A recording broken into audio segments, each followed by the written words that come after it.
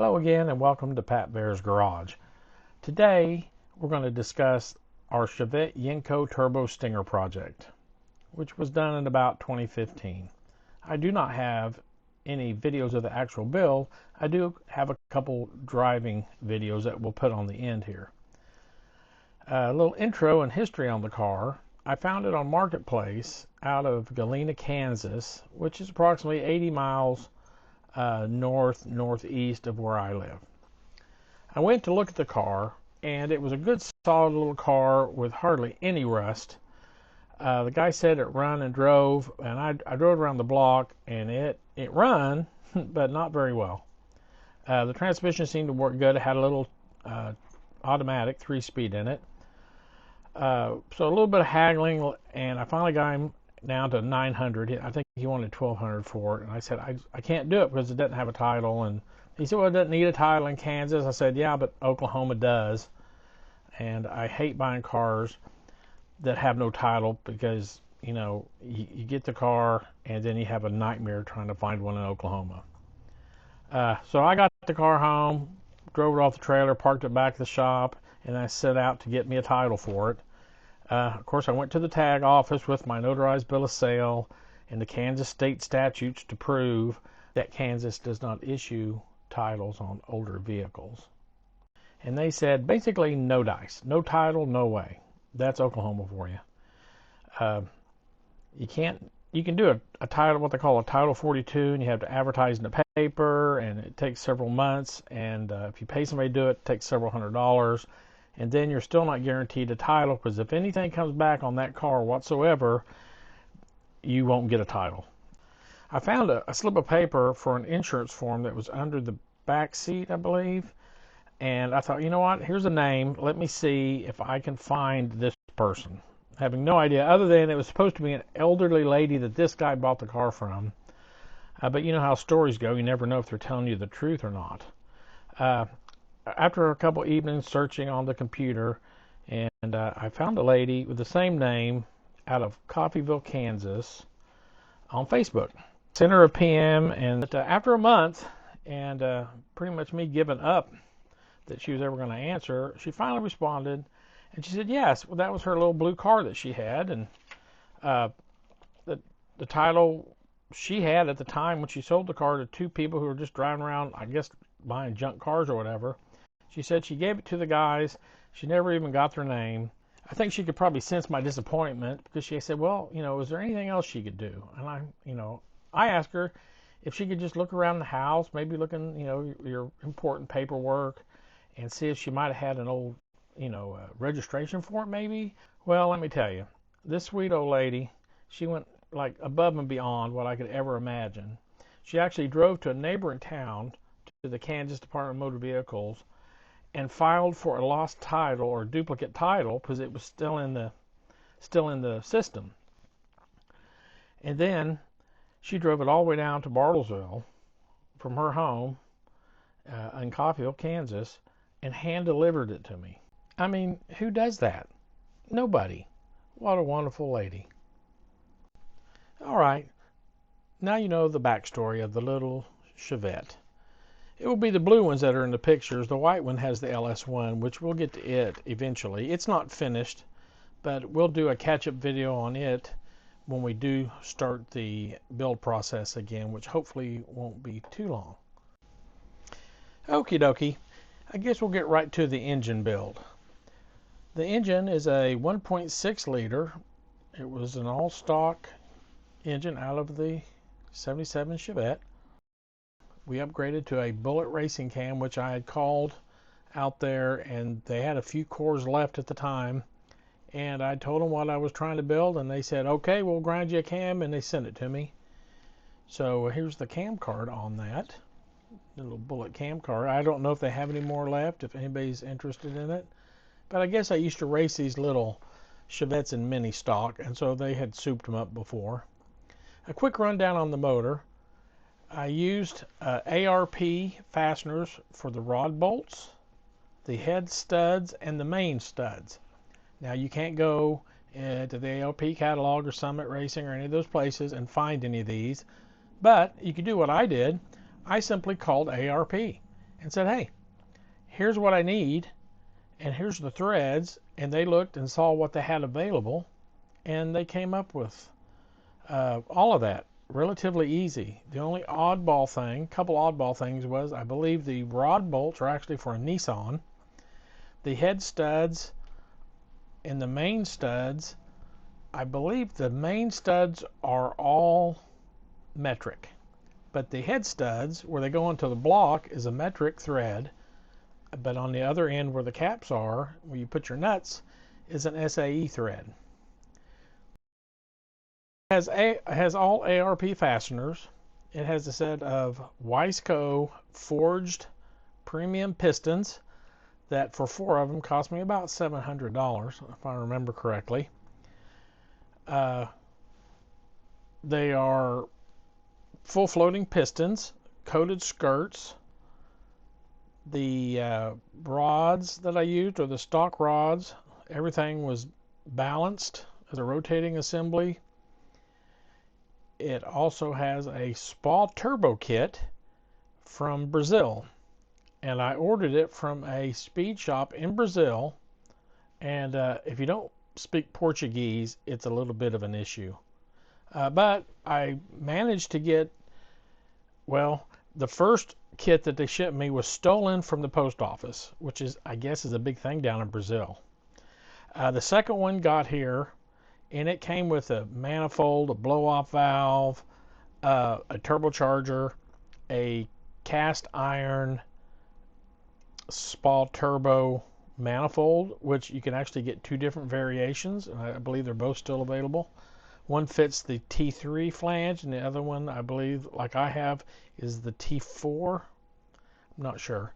It's a GT, some kind of knockoff, but it's made by Master Power in Brazil, I believe. It's not a Chinese turbocharger. I'll have to look at the picture here.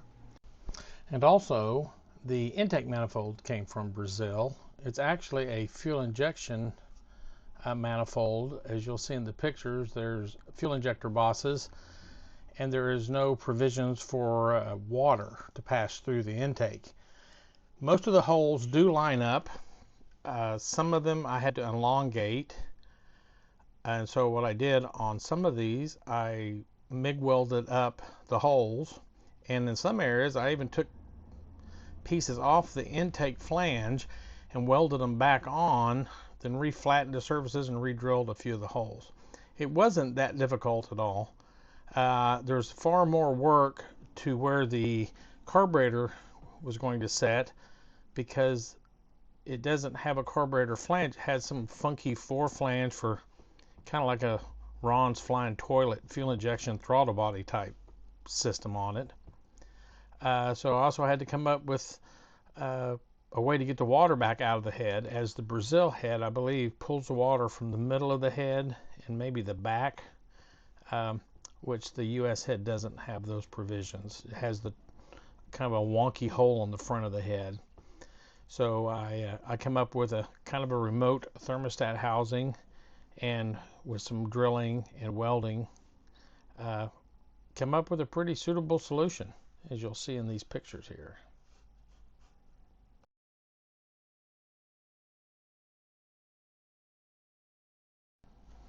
Also, you can note that the fuel injector bosses, I ground them down after plugging them with aluminum rod and MIG welding them up, and smooth them down to develop a better flange to bolt to the head.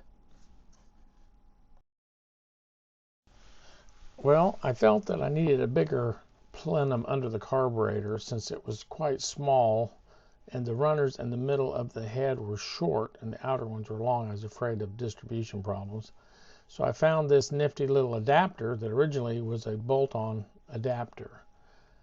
I did a little bit of hacking and grinding, and then I simply MIG welded the adapter to the intake, and I was quite happy with the results.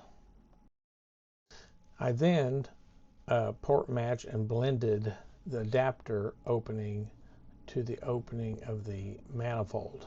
This is the finished result here.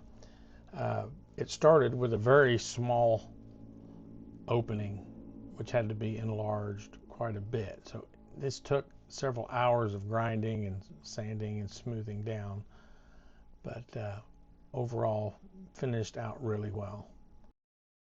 The hole you see at the top of the picture that's threaded is where the water used to exit the Brazilian head. Here's a good shot of the cylinder head on the intake ports. You can see the large opening above the number 1 intake port.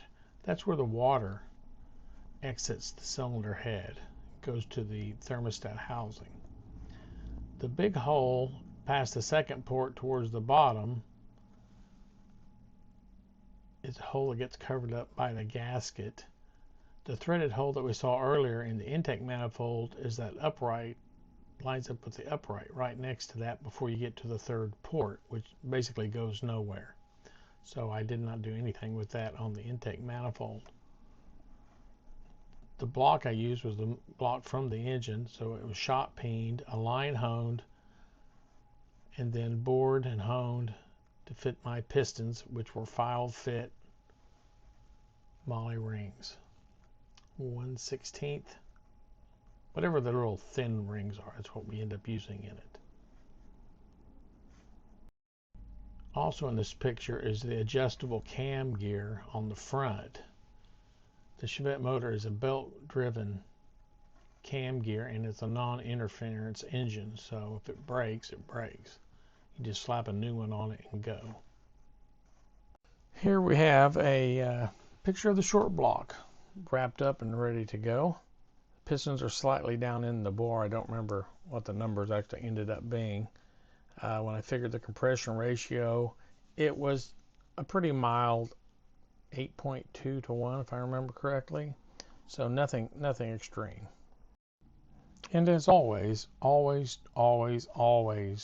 degree your camshafts, because you never know, you might got a camshaft or a crankshaft that was made on a Friday and they were just wanting to go home.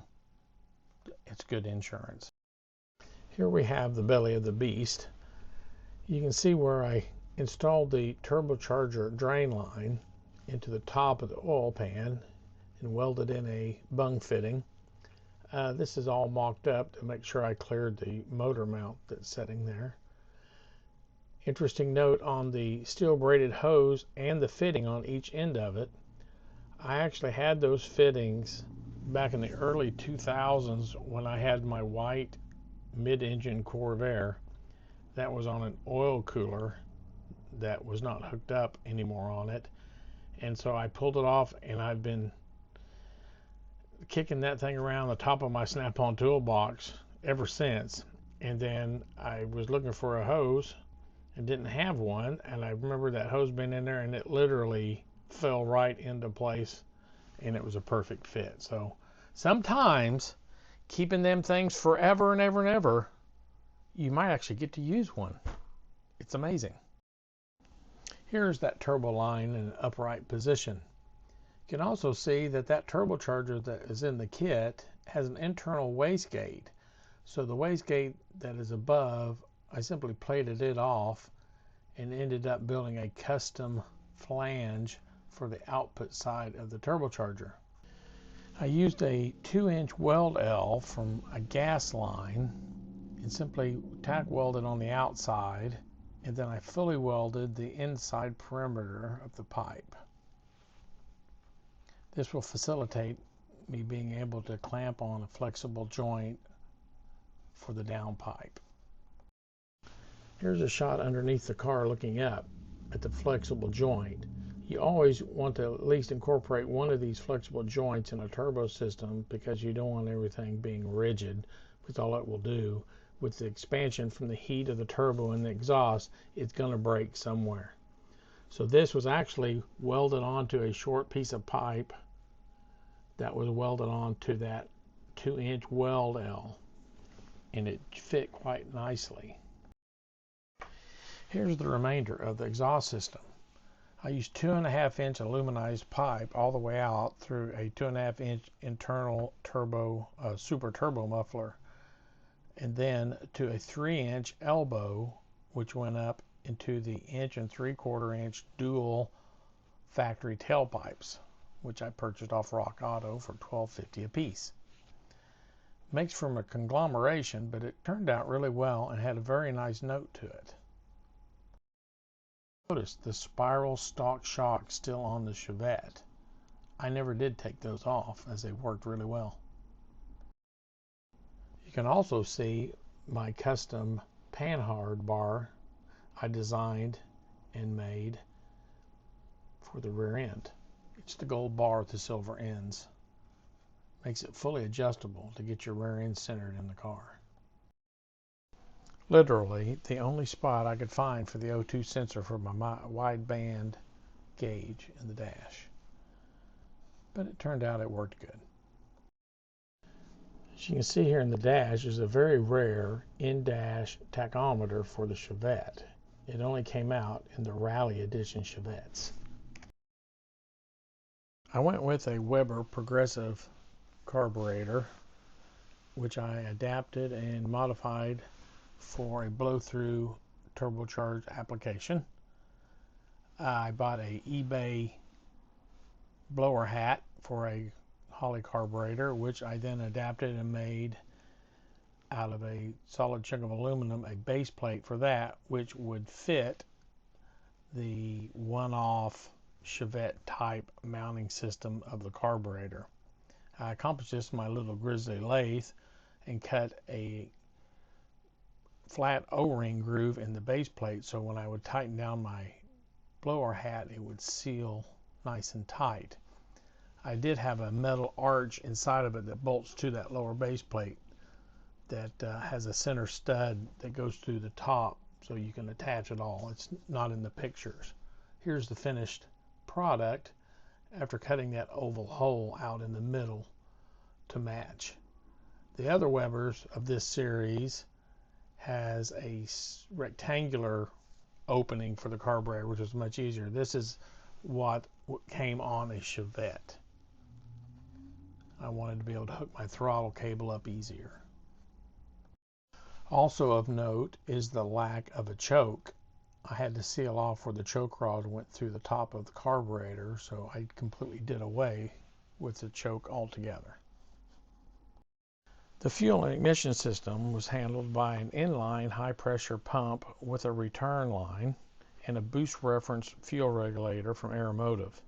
The ignition side was a Fireball High 6 ignition with a matching LX92 coil with a TRC-2 boost retard, which allowed me to retard the timing according to amount of boost. Space being at a premium under the hood of a Chevette, I needed to relocate the battery, and I really didn't want to put it in the rear hatch in the open. So I opted for this Braille 18-pound AGM 12-volt battery, which is very small, as you can tell by the size of the battery terminals. It worked very well, and it was never at a loss for power of any kind during cold starts or running down the road running accessories. All right, here's an underhood shot, and you can see the piping going out to the intercooler. It's on either side of the radiator. It does have an aluminum radiator that I bought from Rock Auto. It's no longer available. I believe it actually fit the Monzas also. Over to the left, you can see a square aluminum box. That's the overflow for the radiator. The round puke tank to the right of that is for the crankcase ventilation system. The silver tubing underneath goes out under that fender well there to a K&N air filter. In the back you can see the Braille battery. It was only 18 pounds and it just happened to have a flat perfect spot for it back there on the firewall. You can see the plate where I blocked off the wastegate on the turbo manifold. And then there's the carburetor hat that we just talked about previously. The thermostat housing that was actually remote. It kind of floats out there in midair. We've got the blow-off valve by the crane Fireball ignition. We've got a windshield washer squirter tank in front of that. And we actually have the evap charcoal canister still hooked up to the gas tank to get rid of vapors. Up in the upper right hand corner is what you could call a data port, and then below that is a boost referenced fuel pressure regulator. Here's a couple miscellaneous pictures. This one's of the turbocharger that came with the kit from Brazil.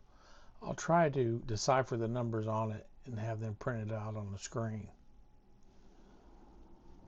The next picture will be the intercooler. It was a typical eBay item that they sell all day long.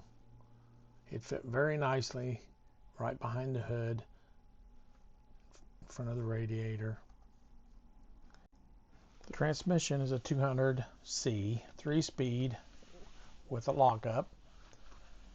They used that, and they used a 180 in the Chevette.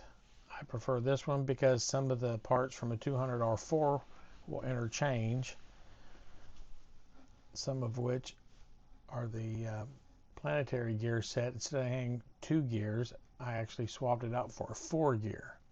So that makes it way stronger. Also, there's roller bearings available that aren't for the 180. The torque converter is a custom unit made at Precision Industries, and it is a 2200 stall, taking into account the turbocharger. Here's a picture of some of the upgraded parts that went into the 200 Turbohydromatic. The old parts are on the left and the new parts are on the right. As you can see, the gear set on the planetary gear set on the far left only has 2 gears. The one next to it has 4. And then the clutch hub to the right has roller bearings and is a stouter design. Alrighty, that's pretty much the mechanicals of it, or as much in depth as I think we need to get. This video is getting a little long in the tooth, and I don't want to bore everyone completely to death with me jibber-jabbering away. So I've got a series of some pictures here of before paint and body work, and then after when the car was finished, a little bit of the interior, and then at the end of this, they should be 2 to 3 clips of acceleration pulls from inside the car. They're not super high quality, but you can get an idea how well the car ran before I ended up selling it to a kid up in Wichita. So I hope you've enjoyed, and I'll talk to you in a few minutes.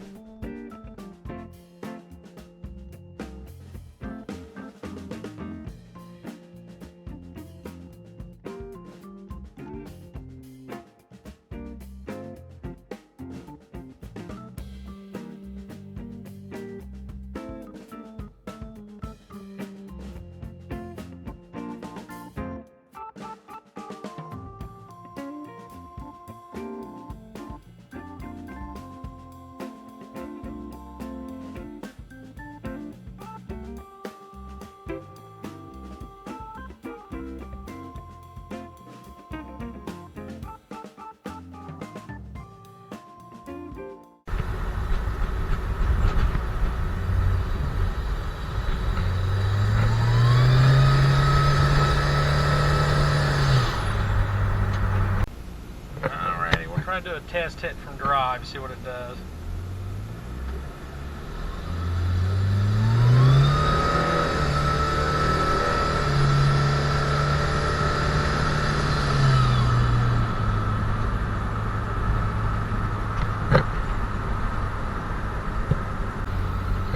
Alright, we'll try to do a little bit of a punch here, see if it does anything. Usually it flattens out.